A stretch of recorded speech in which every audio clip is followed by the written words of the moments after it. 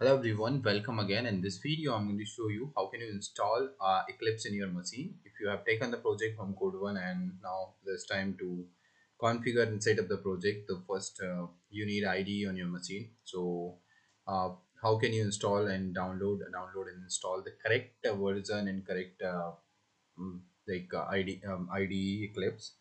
So just open there over the Google and search for the Eclipse installer and you will see the Eclipse org downloads over there. Just open this installer and this is the official site from the Eclipse and click here to download. Okay, when you click on this, the installer will download. Okay, it's loading. Okay, now it will redirect you on this download page. Here you can see the option download. Just click on this download button. When you click on this download button, it will start your downloading and say thank you for downloads. If you want donate, you can donate, otherwise you can leave it. So it's downloading over here and it will take some time. So I guess I have already downloaded the Eclipse installer in my machine. So let me move over there and search if I have something. My downloads, Eclipse. Okay, we have this one like I have back in 22. I have installed it, downloaded it, so it will take 4 minutes, so don't wait. And this will be the same thing. So when you click on this installer, like double click on it, and for now I'm going to pause it and just double click on this installer. So it will launch an installation window. Okay, you can see it will say Eclipse installer is running. Here we are going to import the web application, so you have to select the J2E version. So just wait for the next step. It might take some time to install. Okay, I think I have created two times. I have clicked on the two times, so I have to close one of them. So I just close it.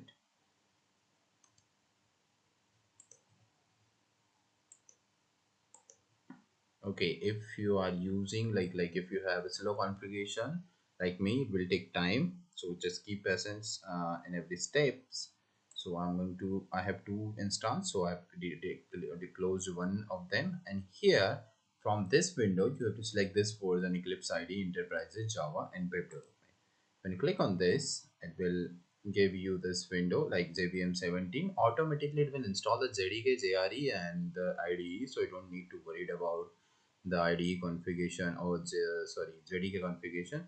After that, just click on this install button and wait until it will finish. So it will take time. It's depend on your internet machine and the system configuration, system like how heavy system you have. So for some machines, for good configuration, it will quickly done, and for some slow machine, it will take time. Might be 30 minutes or 40 minutes. So just keep waiting, and in case it stopped, you can restart the installation.